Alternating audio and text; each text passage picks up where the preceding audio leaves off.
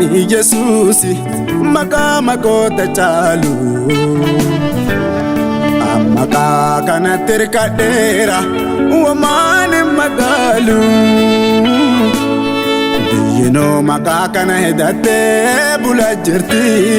awwaan na caale qabadheeti fidaa itti ardiinoo maqaa kana hidhattee bula jirti awwaan na dhibe san qabadheeti fidaa itti maqaa kana yaammadheeti QUUFU Mande piengalu nami di mangara sadufu maqaa kana yaammadheeti QUUFU Mande piengalu nami di mangara sadufu ya salphina etu maqaa kana gargaarameera ani kune ya falateera maqaan kune ya salphina etu maqaa kana gargaarameera ani kune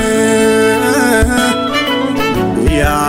falateera maqaan kune biyyinoo maqaa kana hidhattee bula jirti awwaan na caale qabadheeti fidaa itti ardiinoo maqaa kana hidhattee bula jirti awwaan na dhibe san qabadheeti fidaa itti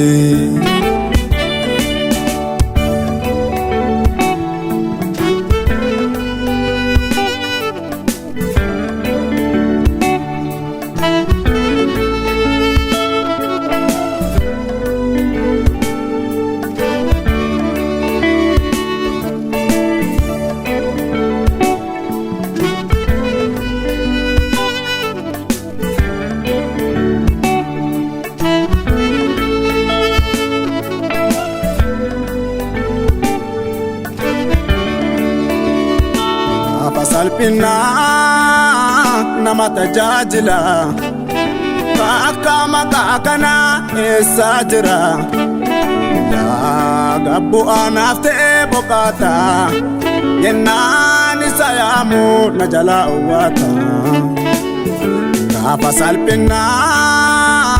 nama tajaajila akka maqaa kana eessa jira gadi bu'aanaaf ta'ee boqaata yennaan isa yaamu na jalaa uwwaata biyyinuu maqaa kana qabattee bula jirti awwaan na caale qabadheeti dhufa itti ardiinuu maqaa kana hidhattee bula jirti awwaan na dhibe san qabadheeti fida itti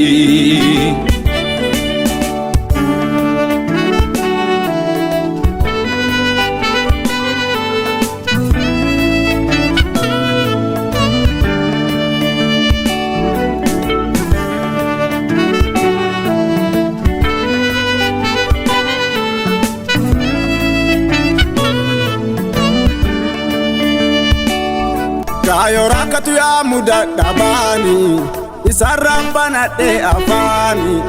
ya rakoti ya dafena dakabe anu isa yaammadhe hafe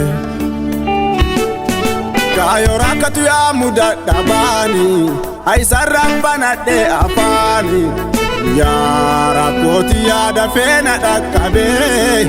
anu isa yaammadhe hafe maqaa kana ma irraa dhabaa gaafa salphinaalleen itti dheedheetti du'a hafaa maqaa kana ma irraa dhabaa